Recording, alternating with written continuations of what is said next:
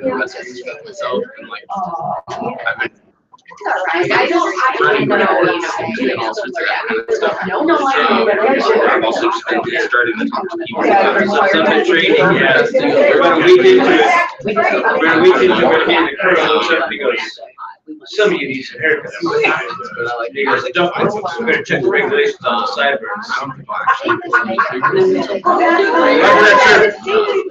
Are there actually regulations? There are. Mine are right at the limit of regulations. Really? Been that way for years. All right, let's go ahead and get started. Good morning, everybody. Good morning. Good morning. Thank you for being here on this beautiful, beautiful day. I can't imagine you'd have anything better to do on a beautiful day like this than come to a team meeting, right? So first and foremost, reminder that Sally is going to lead, and here's why. Thank you. Here from 9:30 to 10:30. We've had a great group so far. I think it's been pretty good stuff. The 25th, which is a Monday, CGI call and huddle is in here from 1 to 2. On the 26th, there's breakfast with Bob.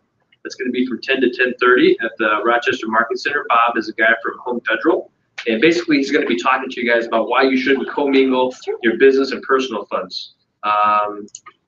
So a good thing to come into, learn a little bit about, make sure that maybe pick his brain on how things are structured from an account standpoint and business standpoint to make sure you're keeping those funds separate, keep yourself out of trouble.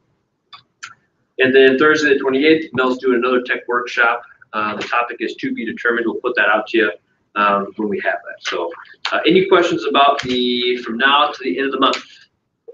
Good to go? Come on in. How are you? Oh, good. How are you? So let's give a round of applause and welcome. Not to put you on the spot. All right, so yeah, right. Here, so very quickly, we're going to review what's going on statistically CMAR wide across Southeast Minnesota. Is about 2 months, meaning we have about 2 months worth of inventory on the market at any given time. Median list price is up 13.5%. In 2017, this time last year, is about 185. Right now, it's about 210. It's a pretty significant increase. Median sale price is up about 7.5%, up from 172 to 185. Median days on market down almost 15.5%, went from roughly about a month dead on to just under a month, from 32 days to 27. Okay, so big today. Post boom, right before we're probably almost right back up to those numbers, believe it or not, right? And for some reason, people still are deciding not to sell in the state put. All right, so that's CMAR wide. Let's look at Rochester specifically. The absorption rate here in Rochester, remember I said in all of CMAR, the absorption rate was 2.15. Rochester absorption rate 1.63. Got about a month and a half inventory at any given time here in Rochester specifically. But here's an interesting news. That's up year over year by almost 2%. So that might be a sign that we're heading in what kind of a direction? Hey, interesting. It's May and June, right? But it's historically busy time for real estate right now, right? But what you're telling me is after trending month after month after month of a decrease in our absorption rate, we actually upticked by about 2%. If you go to specific price ranges, that is not what you'll see. Very good, point taken. But on the aggregate, what I think is interesting is that this is showing us. I'd be more curious to see what happens this month as well. Next month when the reports for this month come out. But that to me is a little bit of an outlier, showing that hey, we've actually made a step toward increasing our absorption rate, which we haven't done in a long time. But you're right, can depend upon your price point. Median list price is up about 8.3%. Median list price was about 240 this time last year. This year it's about 260. And I think we're at a point now where some people are getting a little bit crazy with list prices. I think they're just throwing crazy list prices out there to see what happens. And that might be why we've seen a slight uptick. So Melissa she was ready to pounce on that. That might be why we've seen a slight uptick in absorption rate. Median sale price up about 5% year over year. Now, a healthy market sees what kind of an increase? annually? Right, about 3 to 5%. Right, 3 to 5% increase from 216 to 227. So that's kind of the move almost back to normal a little bit, right? Maybe there's two metrics that show we might be maybe trending back toward a normal or more balanced market. We'll see. These are early indications. Median days on market decreased from 19 to 16. So your days on market right now for a home in your average price point that shows well priced right is about 2 weeks. Matter of fact, if you're on the market for 2 weeks, yeah, you might start asking yourself questions. Why, right? So we'll talk a little bit about that too. Sold listings in Rochester year to date are down 4%. Pending listings are down almost 7%. Active listings are down 3% versus the 8% that I talked about CR-wide. So all in all, what's your take on some of those numbers? What comes to mind? What are your thoughts? Okay, everybody get a chance to sign in. So lack of inventory. Well, I think it's a combination, right? Lack of inventory. So those that do put it on think it's a great market. They've been hearing how great it is. So like you said, they're maybe getting a little crazy with pricing. Maybe appraisals aren't coming in. I mean, who knows? It could be a little bit of all of that, but it's certainly, and with interest rates going up, it's certainly indicating that these are some signs Right. that we may be looking for a shift. Interesting. So you hit on one thing that we're going to talk about a little later, which is appraisals.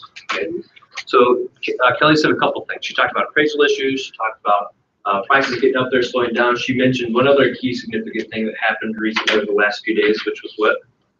Interest rates. Interest rates. What they do? What up?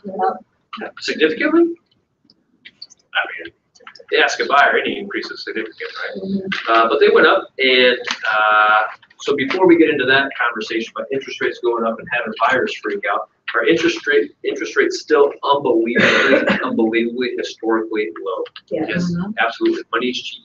Money's cheap right now when it comes to buying a home.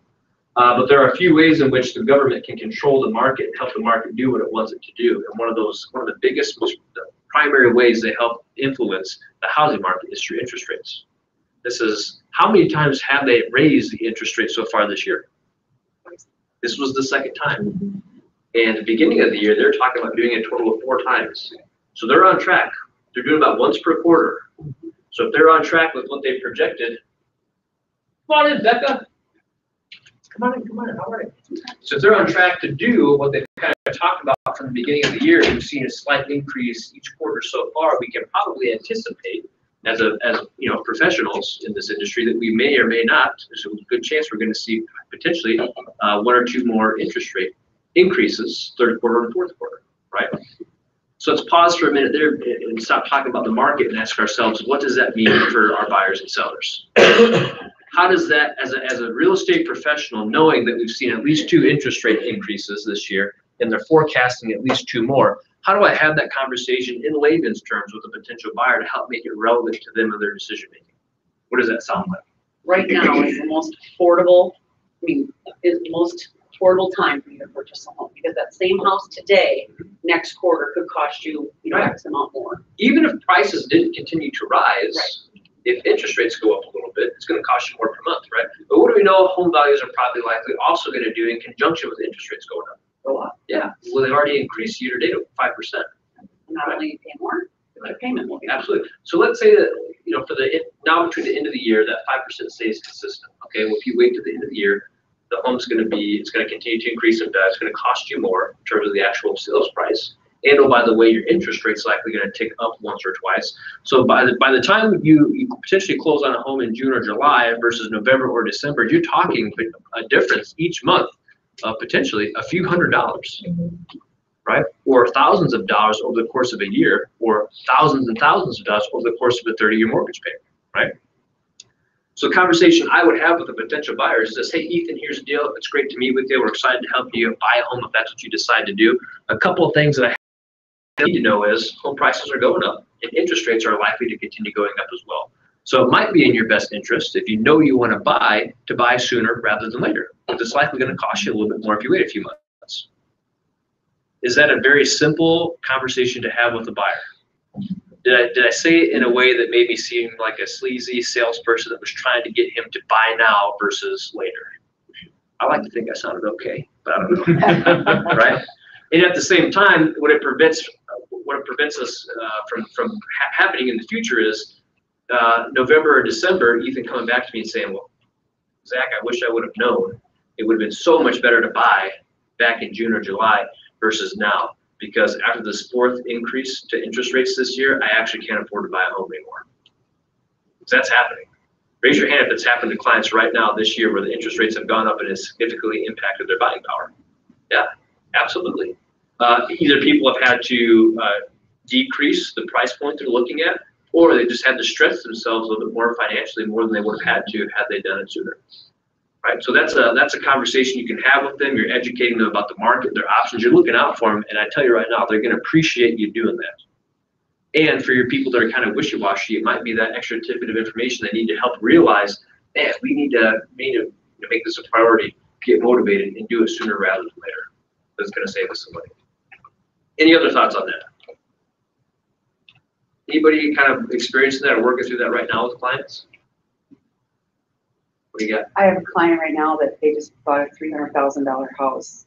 Last fall, they were looking at a $350,000 house, and they didn't buy it. And their payments are $300 more. For the $300,000 home. $300 than they would have been for the $350,000. And that's a vignette or a story I would be telling buyers. I would say, hey, this isn't to freak you out, Susan. This isn't to scare you. It's not to freak you out. But man, as a professional and as the guy working for you, I feel so obligated to let you know I've got some clients that just this time last year, they're looking at a $350,000 home. It was within budget. Interest rates went up. They waited a little bit, and now they had to buy a home at $300,000, and they're paying more for that home than they would have paid for the $350,000. I'm just trying to help manage your expectations and help you make a good informed decision so that you can set yourself up for success financially, right? Because here's what I know as a real estate professional. Between now and the next couple of years, home prices are only going to do what? Only going to continue to increase. Hopefully not as rapidly as they have over the last few years, but they're going to continue to go up. You know what might increase at a faster rate than home prices? Interest rates. Because they've been artificially deflated for years. And now the government says, let's get them right back up there. So keep that in mind. Use it as a good education piece with home buyers. I guarantee you, very few agents are having those kind of conversations with the general public. That's a conversation you can have at an open house with somebody, right? Just as a tidbit of information. I guarantee they're going to walk away thinking, wow, Becca, she knows her stuff. That's a professional. I felt like she was already looking out for me. I learned a thing or two. That's an agent I feel like I want to hire to work with because, you know, of their knowledge of the market and how it's going to benefit. Okay. So that being said, we know that prices are continuing to go up. They're increasing interest rates, so prices they're continuing to escalate, and interest rates are being adjusted. You know, what can we probably anticipate or forecast as a whole in the market over the next few months or as we end 2018? What do you think is going to happen? What are you experiencing in the market right now that you maybe weren't experiencing last year, even just a few months ago?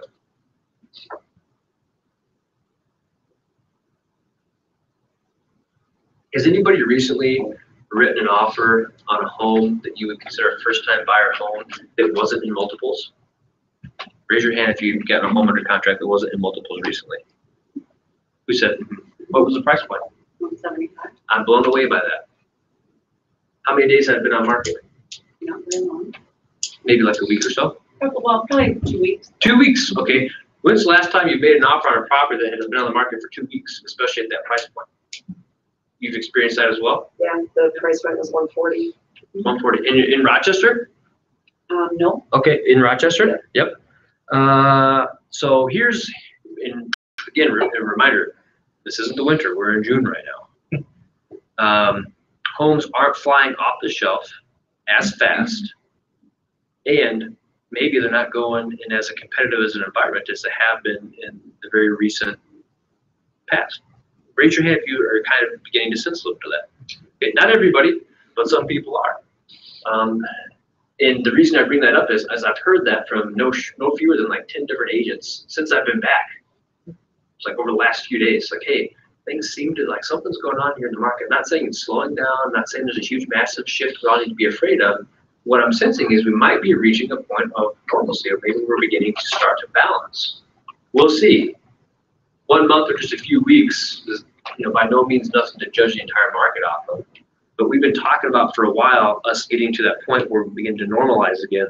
And when I see an absorption rate tick up, and I see prices increasing at a rate that's much more in line with a balanced market, and I hear agents telling me, hey, I just got this one under contract for $5,000 less than list price, and they're paying closing costs, and it was at a price point that was a first-time home buyer in Rochester, I begin thinking to myself, hey, maybe things are balancing out a little bit.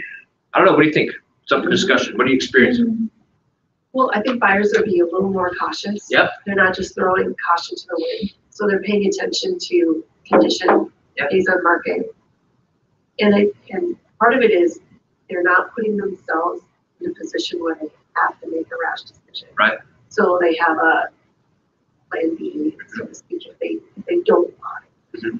We're finally hitting that critical mass point in the market where people are like, enough is enough. These prices are beginning to get outrageous, right?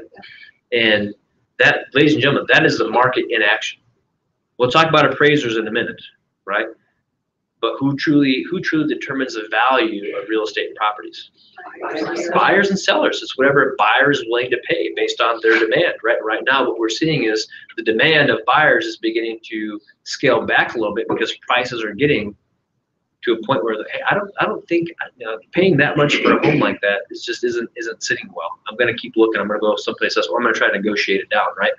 And it's twofold. It's buyers thinking, hey, prices have gotten too high, and it's sellers thinking, hey, we can price it as high as we want. Right, so those two mismatches in the market right now between buyers and sellers is going to hopefully begin to allow us to equalize and balance as we move forward. Right, we'll see how it plays out. I'm glad it's happening during the summer because I'm very curious to see how it plays out. Well, hello there. How are you? Come on in. Absolutely, for you, we'll make room right there. But if it continues to play out this way for June, July, August, into September, I think we'll have a really good indication of what's going on in the market versus if it were happening in the winter, because we would just be saying, oh, it's the winter, this kind of stuff happens. So as we finish out 18, it's going to be a very, very good indication as to what we can expect heading into 19 and 20, and if we're still going to have the market that's just crazy on fire, uber competitive, or if we're getting back to a more normal balanced market. I don't know about you, but I could use a little bit of a balanced market right now. Right, as nice as it is to have things. This is the only market they know. Imagine if the only real estate market you knew in your lifetime was one as crazy as it is right now. Multiples, having to pay $20,000, $30,000 over list price, etc. And then what's interesting for us as professionals is if you forecast over the next 5 to 10 years, this kind of market is going to be the frame of reference and experience that a lot of people have regarding real estate, right? So keep that in mind as well as your business throughout the next few years. I call this the reckless market because I think buyers make reckless decisions, right, to get the house, which, going in with no inspections, I mean, that's just, you would never recommend that, right? But some of them feel like they have to do this kind of stuff. And I think sellers feel they don't need you, right? Because, no, I'll just list my own business on my own. I'm going to save the money and I can, it'll be gone in 2 days. What do I need a real estate agent for? And those are just reckless decisions. But they don't feel that. And 95% of the time, everything goes wonderful, right? So no issues. But at 5%, when things go wrong, then it's oh, maybe I should have, right? But so I agree. I'm ready for some balance. Right. We just talked at our meeting this morning about first-time home buyers jumping into buying a home and then backing out within a week because they realized what they've done. Buyer's remorse. It's just a strategy. Let's get it under contract and decide later if we're really okay paying what we negotiated. Or, oh, by the way, let's try to renegotiate it now, which is paying it under contract. And either A, that was their intent going into it, was to get it under contract and then figure it out later, or they just did it and now they're having like super buyer's remorse and they decide they want to back out. So what else? What do you think? Am I off base here? Do you guys think this is something that is, potentially what we're looking at? What do you think? Anybody else? It's okay if I'm wrong. Just let me know.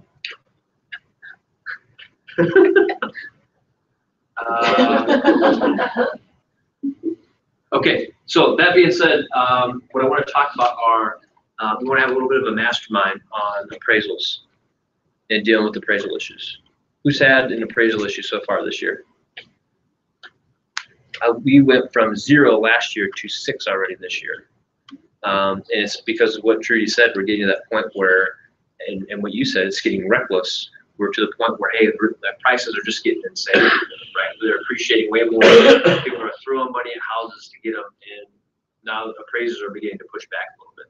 So what I'd like you to do is, let's get in groups. We do these 2 tables here. We'll do, and the purpose of the mastermind for 5 minutes or so is, number 1, to discuss, have you had any appraisal issues that you've dealt with?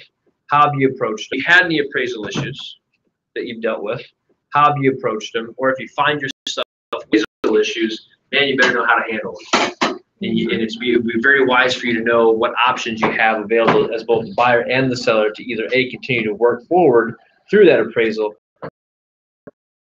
Your job is to ask the buyer, we negotiated off from the seller that it won't break. I The could seller see either they has have it out a- where they they have a have second it. choice. Yeah, I have to Negotiate it. So then you they don't have have it. it. Actually, Jason, your DVD. Oh, it's really to ask. They just think you need that price. That's a lot of dogs.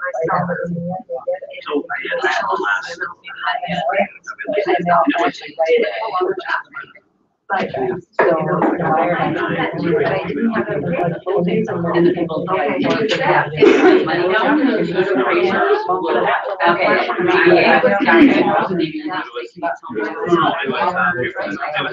Yeah, but they didn't have any of them.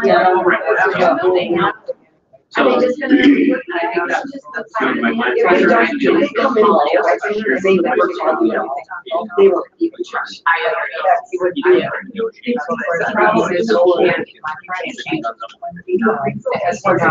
Once it's done, it's very good.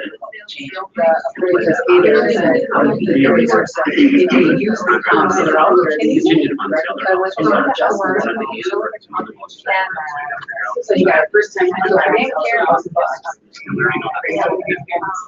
They wanted it to. So they had to get. So was there, well, they can appeal, because the lender can appeal. Right, but it never worked. Anyway, if I did. But- But no one got.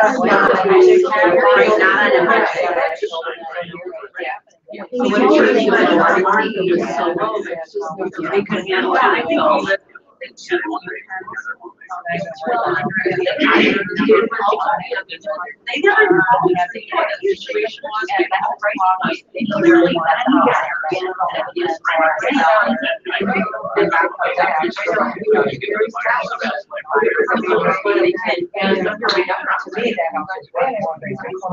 They can come in and the appraiser can come in. I think we really have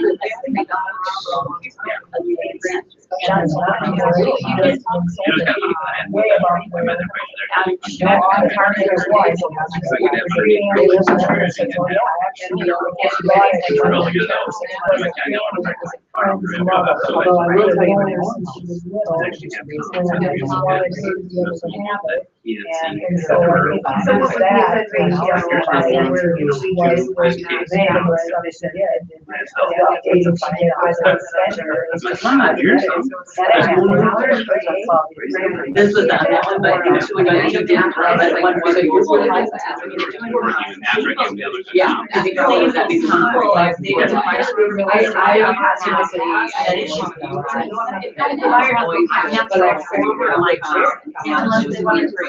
had to say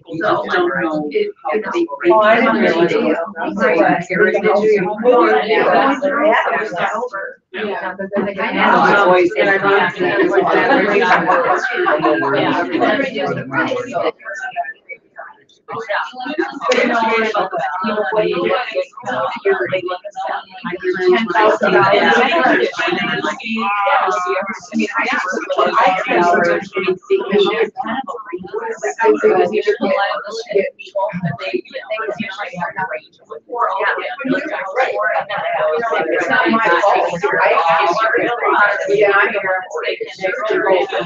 You know, They don't even know.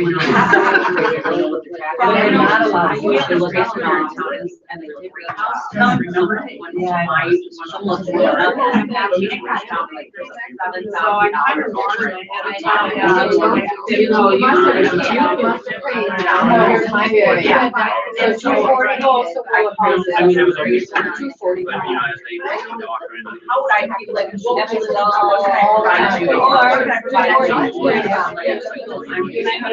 I had one that I had the buyer and seller that are one food. I mean, at the end of the day, he goes, unless it's just way off. You know, we were talking $18,000 to $20,000. Yeah, right. Then we have a operation with mine. Even though it's a buyer job. Yeah, so I have a buyer. And I have a buyer. So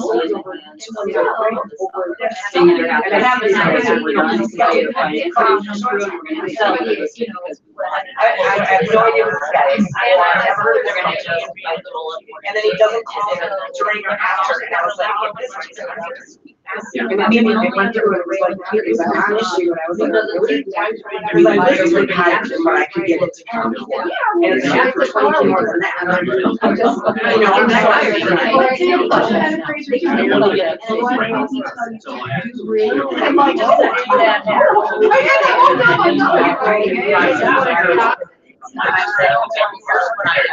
Well, and you have it. Right.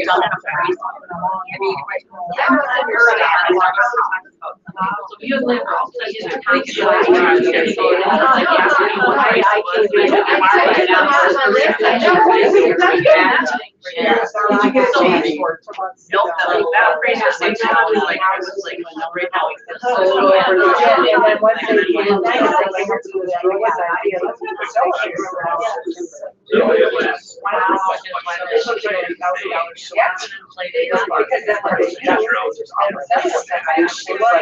You've got to do all of my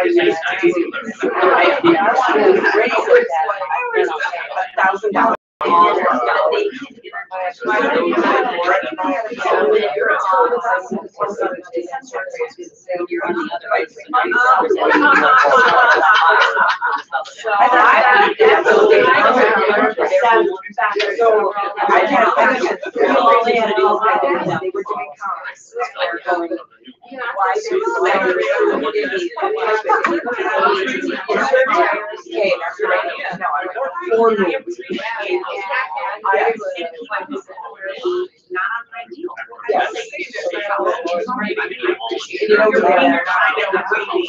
When they call me, go, hey, I get so-and-so. It's like, you know,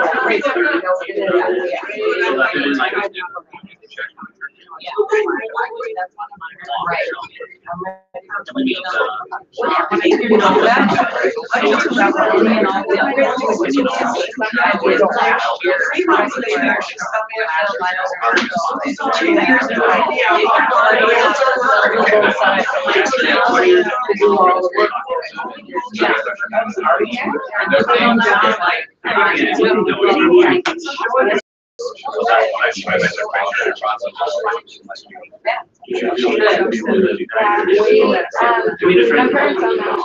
So you know, it should be 150.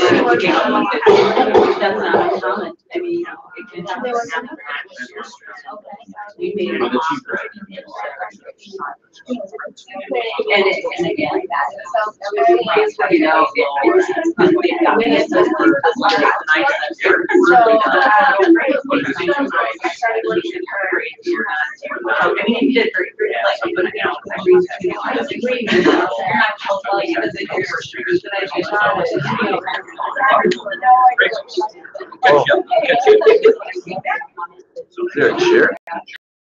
extremely complicated issues that have significant repercussions for that transaction.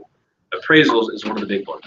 And you can either know how to handle it well and get it taken care of, or you can completely mismanage it, botch it, and potentially, you know, have significant repercussions for that transaction. Now, are you going to be able to solve every appraisal issue? Absolutely not. But there are several things you can do before and during to help at least mitigate that to prep your clients, to prep the appraiser, to prep the other agent that hopefully will still allow you to find success for your client. Right? So we're going to talk about a few of those. So I'm curious, from this group right here, what were a couple of things that came out of your discussion? You do a CMA when when you're preparing to list a house, keep those notes, keep all your counts so that you have those. If you ever have to share them with an appraiser potentially. Yeah. Okay. Prep your clients, whether they're buyers or sellers, on Right. here are things that could happen if the appraisal doesn't come in. You need to be prepared. Absolutely. These are We your need- options. We need to help sellers get the mindset that, hey, even though this offer's coming in 20 grand above list price, if the appraisal comes back 10 grand short, we need to be thankful that you're still getting 10 grand more than what you were asking, right? Now, for some people, it's just like, are you kidding me? No, I'm out 10 grand. Yeah, I get that. But if you have that conversation sooner rather than later and say, hey, here's the deal. This offer is substantially above list price. It's going to be a challenge to appraise.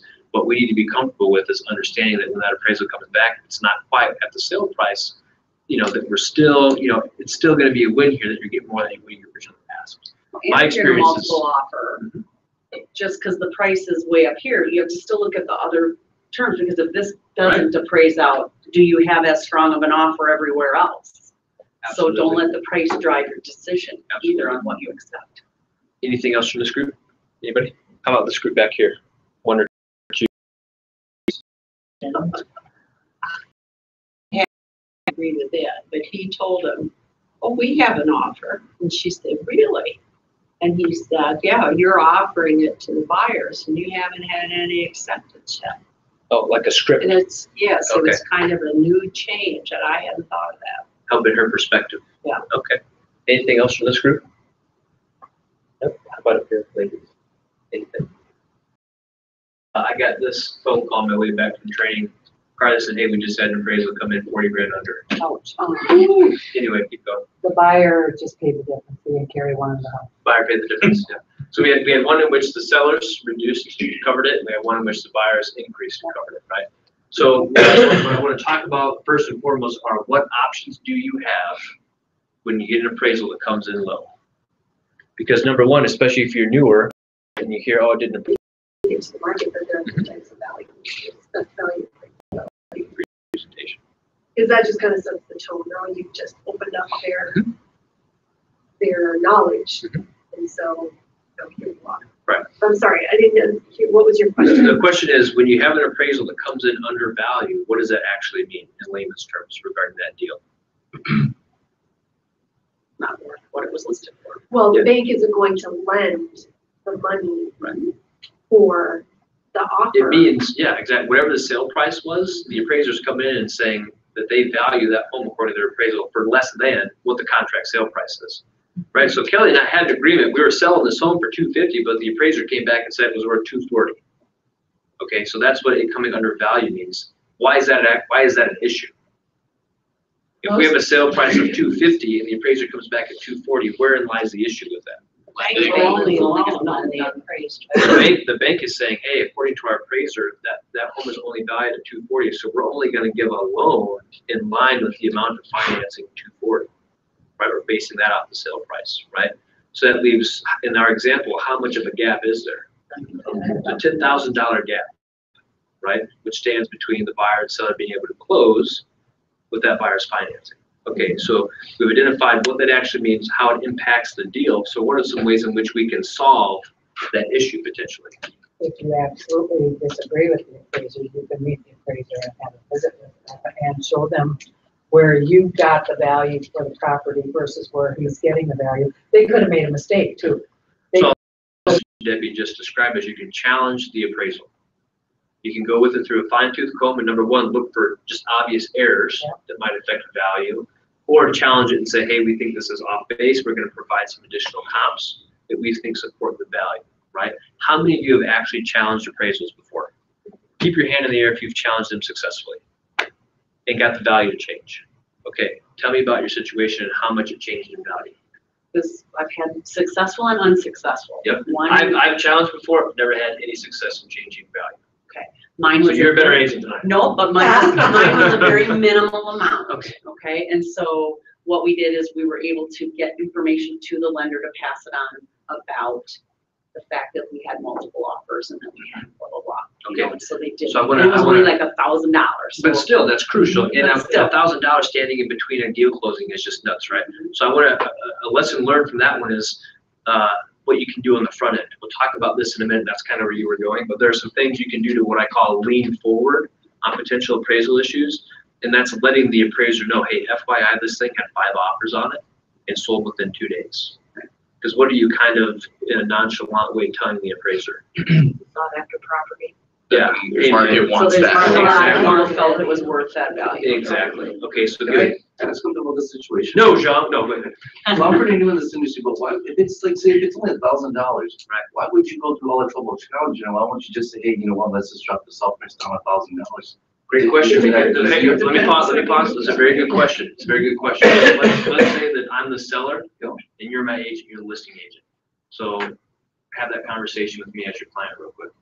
Hey, buddy, we're gonna drop the sales down to $1,000 and we're gonna sell it today. Hey, John, I can appreciate the positivity. How about this? Why don't we just take $1,000 out of your commission? Because I'm not coming down to $1,000. You know what I mean? Besides 3 other offers. Right. So I'm being a little bit facetious with you. And to be honest with you, oftentimes that's what happens. So we'll come back to that in just a minute. We'll come back to that in just a minute. But good, I'm glad you're thinking that way. So is that all from your experience on that one? Okay, how about yours? I think sellers also need to understand how appraisals work. I think Because appraisers they need to don't- understand how. Yeah. I'm just joking. Gotcha. But like with an FHA loan, you can't just go get another appraisal, because the first thing Stuck that with seller's gonna say is, well, let's have it reappraised. Yeah. Can't do that. I've done it 4 times, and I've had success 25%. Okay, The first that sounds time, way better than one time. well, and the 3, one of them was a Karen, Yeah. but it wasn't super successful because she only came up 5,000 and not 15,000. Right. The appraisers are offended that you're challenging them. Yeah, so I would say if and when you do go down that road, you definitely have to tread lightly and figure out a way to politely have that conversation. But if Karen is the appraiser, and I call or reach out to Karen and say, Karen, this is the most terrible appraisal I've ever seen. Yeah. Were you drunk Yeah. when you did it? Knowing Karen, she's gonna find me and she's gonna hurt me for talking to her that way. I'm just kidding. But there's a completely different way to approach it. Whereas, considering the value if I provide you some additional comps and information. Now she's probably gonna say we can have that conversation, and I'm really not gonna change anything. But sometimes they will accept other comparables, and it might change the value a little bit. I've never really seen it fully close the gap, but I have seen it. Put a dent in it here and there. How many phone calls have you received from appraisers this year? So- I've received a lot. Yeah, so here's a big difference from where I do business and where business takes place. Appraisers almost never call us up there. And when I was, so in the topic of leaning forward, now reaching out to that appraiser and having those conversations on the front end is a much bigger deal. But that does not happen very often Right. because we're not supposed to have conversations. Right. The calls you're probably talking about are, they On may, other properties. yes, like Debbie, I saw you sold one down the road. Could you tell me more about it? Why did it sell? I mean, it's not about us and the appraisal. Oh, no. at hand. And yes, and I think there's some confusion about what kind of communication can take place between an agent and an appraiser. Because my understanding is communication can take place, but you can't obviously try to influence them, right? Because you have to coordinate seeing the property and stuff like that, and you can meet them at the property or leave something at the property that says, hey, here's some additional information that you might find useful. These are the comparables we use to come up with the value of the home, right?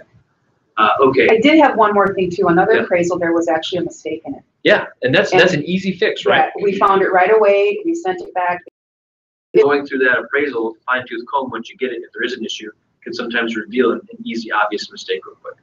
I had one just like that, where it was, there was a previously owned city shed on the corner of this property, and the appraiser didn't see it, and they thought it was part of the property that needed repairs. So the appraisal came in okay, but it was all the doors that come with it. And he's like, on that shed in the corner, I'm like, what shed are you talking about? He's like, well, that one that's got the collapsed roof. I'm like, that's not even part of this property. He goes, oh yeah, it is. I looked on the GIS map and it looked just like it was. Oh my gosh, so I went around. I actually had to call the county, have them send out the legal description and give the exact dimensions. Ago, and it was new construction. Okay. So I learned a few things from that. First of all, foundation, because the fireplace, things like that. And the appraisal did go up. There was a $7,000 gap. It did go up, you know, a couple thousand. Okay, take what we can get. Buyers still had to come up with cash. Mhm. But with new construction, watching out for value. And so, you know, she met with a lot of the subcontractors on her own. So I wasn't overseeing everything, and I would do that much. Right, and at the same time, some of that's just her choice. It is, yeah. And that's why the bank, you know, has that appraisal as a safeguard, right?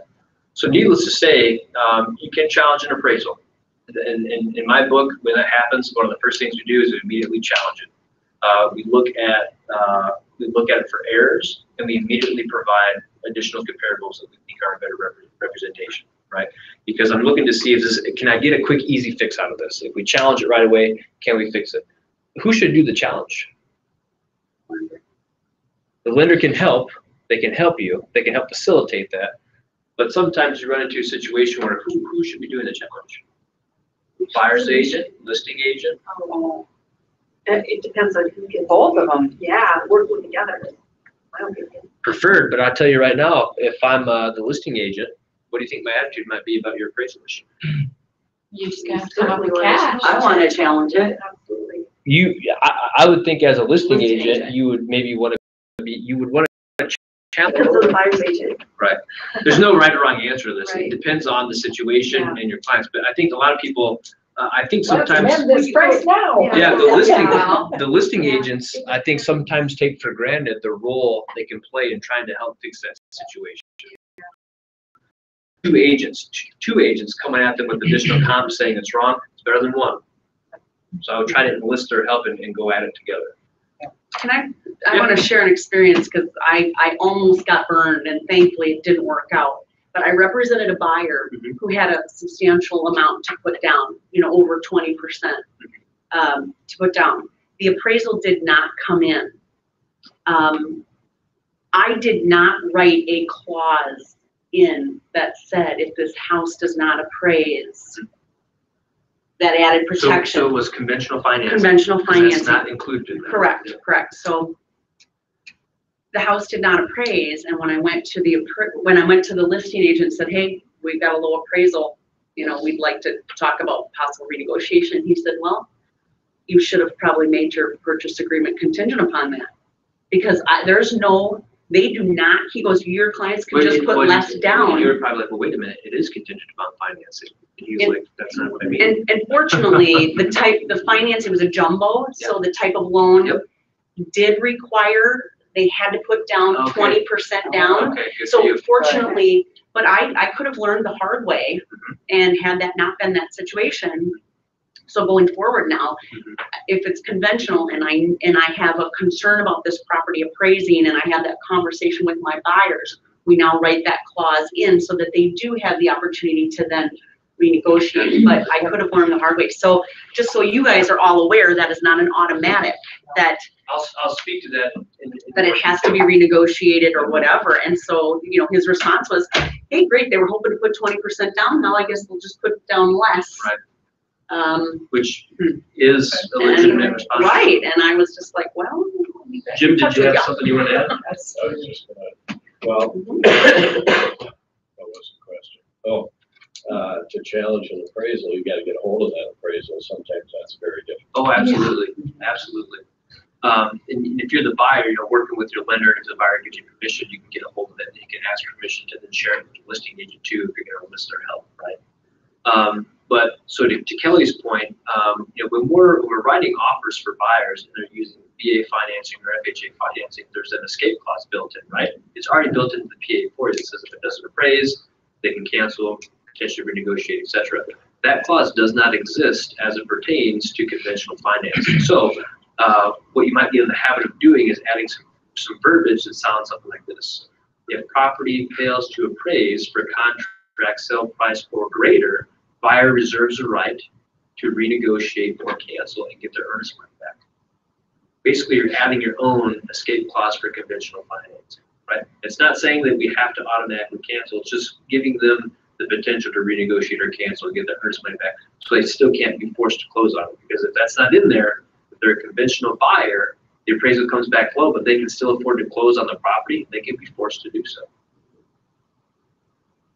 That's like one of those nuggets where you're operating up here as a real estate agent. If you truly understand that, you're building those safeguards in. Right? So, awesome. Thank you for sharing that. That's a big, big deal. So we have a deficit in our appraisal. It's a $10,000 gap. There's usually 3 different courses of action that are going to happen. What are they? The first one is what? Seller comes down. Seller comes down. Hey, we're gonna bring it down to 240. What's the other one? Buyer goes up. Buyer goes up. We're gonna bring it up to 250. What's another one? Meet somewhere in the middle. We split the difference, right? Or fourth is we cancel and we move on, right? So I kind of have a standard operating procedure depending upon which agent I am in the deal. On the buyer, I immediately go to the seventh listing agent and say, oh, looks like you gotta come down. On listing agent, I go to the buyer and say, oh, looks like you gotta come up, right? Right. I always go that first. I dig my heels in and say, hey, you know, given our situation, this is what whatever's gonna have to do. Because more often than not, sometimes you'd be surprised and say, okay, boom, we got it. Now, if there's some pushback, then my second route is to go, okay, how much of a dent can you guys put into it? Right? To see what, if anything, they're willing to do, and then ultimately come to some sort of an agreement where both sides are getting in a little bit more for it to close. Does that make sense? Yes, sir. One thing when we talked about a little bit was that $10,000 gap. It doesn't on if you're at 159 or if you're at 500. Yeah, absolutely. Because you're dealing with 2 different types of clients. You know, when you're at that 159, it's people that are putting together the first deal that probably don't have the money. Absolutely. But at 500,000, that person probably has some cash reserves someplace. Maybe, maybe not. I mean, you never know. I'm picking up what you're putting down for sure. And so I'm not advocating for you to do this. I'm not saying it should be your first course of action, but let's say there's a $10,000 gap. You know, sellers are willing to come down 4, buyers are able to come up 4. How much is still missing? $2,000. What's another option? Listing agent, buyer agent. Hey, we're going to kick in $1,000 each of our commission to get it done. I've kicked in commission dollars to close appraisal gaps and get it done before. Because there have been plenty of instances in my life where giving up $1,000 to close a deal was much better than starting over from scratch. And doing more showings. Right. I just did that. I gave up 2 and made 12. Yeah, and here's the deal. In the instances of which I've done that, how do you think my clients viewed me after I that? walk on water. Clients for life. Now, I would find a way to make clients for life without having to do that on the regular, but that's an option. Sometimes people don't even realize that's an option, right? So just know, or if you're getting to a point where you're having an appraisal issue, you're not quite sure what to do, call Jim, call myself, call some other agents and say, hey, this is what I'm dealing with. We'll help you come up with some options, right? So that's how you can deal with those.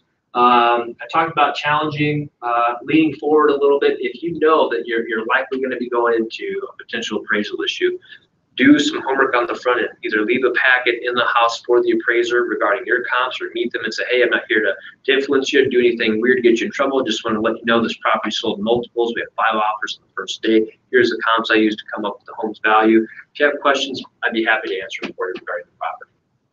Right? And then setting expectations with your clients. So here's the next added degree of complication for this. We talked about that escape clause, which is crucial to put into your deals. But now in multiples, prices are getting $10,000, $20,000, $25,000, $30,000 over list price. And in the past, as a listing agent, when we would see offers come in $20,000 to $30,000 over list price, what would our reaction be? Yeah, it'd be awesome, but it'd also be like, well, I mean, it's probably not gonna. Right, this is not gonna price. Yeah. So what are buyers doing now to be competitive? Putting in that escape clause, offering tons of money on the phone, asking us just to get the deal so they can actually negotiate down. Right, and that's a big deal. And I think that's also why we're having some appraisal issues, because you've got some people doing that, and that's in theory, if you look at appraisals, that's artificially inflating the value of that home, right? But from a seller's perspective, how do you feel about that offer? I'll go with that all day long. If you're already telling me on the front end you're going to pay the difference on any appraisal issues, this property is yours. Let's do business. So that could be a good, when you take that, accept that higher offer in some type of a counter. If you're countering back as a listing agent, I'd say, if the home inspection's goofy, but you are pre-negotiating any appraisal issues. Now, what we typically say is, if there's any appraisal issues up to the list price, if it goes below what the price was originally listed at, we're not comfortable committing to making up that difference. But if it's, if it was at 250 and we're selling it for 270, comes back at 260, we'll make up that difference, right? If it comes back at 240, well, now we're maybe gonna renegotiate a little bit, because that's coming back below even what was originally listed, right? So why don't you come out with 40,000 left? They're still working on it. Still working on it. There's only ever been one time in my career where an appraisal killed me. It was a townhome. There was a $30,000 difference on a very modest, like starter level townhome. I don't know what was going on. But that one killed the deal. The 30,000 spot to pick up. 40 grand. The price point is a little bit more on this one, but yeah, I mean, we represent the buyer. We had the initial reaction of you guys are gonna have to come down. Listing agent, very snotty, very rude. I got a call from Carly on my drive down. Can you believe this? She said that the woman was, just kind of rude and said, well, I don't have time to work on helping anything regarding the challenging of the appraisal. And I gave Carly some pointers on how I would respond to the lender, blah, blah, blah, blah, blah. Well, needless to say, somebody else from that agent's team is going to chime in and try to do some work, but they're working it right now, so we'll see how it shakes out. I know for a fact our client will walk if they don't reach an agreement, and I'm cool with that. Hey, we'll help you find a better one. And at some point, this is going to sound terrible, but at some point, sometimes that's just what you want to do that, depending on how rude the other agent was. Okay. Good enough. Anything else regarding appraisals? It took up a little bit more time than I went through it. It's crucial because as an agent, it can be tricky to work through. Imagine helping your clients also through that process. Explain to them what some of the repercussions are and what they need to do in order to keep that deal moving forward, or if it's going to fall apart. That's a big deal. I mean, people have already fallen in love with the home at this point. They're moving in. They've picked out colors. They've got movers lined up. And all of a sudden, you've got this huge curveball that might crush the deal. So it's like, ooh, we need to go into problem solving mode and see what we can do to still make it happen. Anything else? And that'd be a bad idea to thank the appraiser first. Do you know what? On my personal residence, the lumber for termites, and it was going to cost anywhere for like $1,000 to $2,000 more. And he was reviewing the appraisal, and he saw that in there, and he called or emailed someone and said, "Hey, just so you guys know, this isn't required." It's like, oh my God, the only appraiser I love, right? Just saved me some money. He didn't have to do that. I thanked him. I went up and said, "Hey, you didn't have to do that. Really appreciate you doing that. The fact that you took the time to let us know that that wasn't a requirement really was awesome." So I would establish great relationships with them Before they go. Well, now we're getting in trouble. No, I'm just kidding. Well, just thank them before they go. I just want to thank you. Here's $100. But like you said, prepping them ahead of time, and they're all gonna set up showings on your listing, so you can just say. There were multiple. And I would tell you right now, I guarantee, because could you imagine being an appraiser right now? No, that's what I mean. They are taking shots in the dark. They don't know what's going on. So I would, as an appraiser, I would probably be a little bit appreciative of the fact that you reached out, gave me a little bit of guidance and additional information regarding what you used. So I'm kind of, I mean, they have the purchase agreement. They know what the contract sale price is, right? But any additional comps you have are huge. We'll call other agents too that have homes pending and say, hey, when are you guys set to close? Right. You know, Close to list price. absolutely. What to go over, yeah. Yeah. Say, hey, to the appraiser, hey, we've got another one that's about to close in the next week or so. If you wait long enough, you'll be able to include that one as one of your comparables, right? Mr. Tim. When you were mentioning giving up some of your commission to make that deal Yes. close. So I had this exact same situation just a couple weeks ago. Mhm. And it was $1,500. It was a washer and dryer, but that's what it took to get the deal closed. And we talked about doing embedded commands. So you gave up the commission, but you just have to talk to your people and say, hey, here's the deal. I'm doing this. And just like you said, they're going to think you're the greatest person in the world. And that's when you explain to them, it's like, hey, here's the deal. We don't live on one sale. Right. And and here's what I want you to do. For me, I want you to give me referrals. Absolutely. And tell people exactly how this whole thing went for you. And they will do it because they're so happy with what you just did. And just tell them that I'll buy them a washer and dryer and then we'll get it done. But I also told her, I said, but don't tell your friend I gave you one. Yeah, Tim, I'll buy you a washer. Disclaimer. Yeah, disclaimer. Only if I have to. Yeah. That's what it takes to get the deal done. But, Awesome, guys. I appreciate reminder. Sally's going to be doing a lunch and learn immediately after this, and then the ALC meeting at 12:30. So thanks very much. Appreciate it. Thank you. Thanks.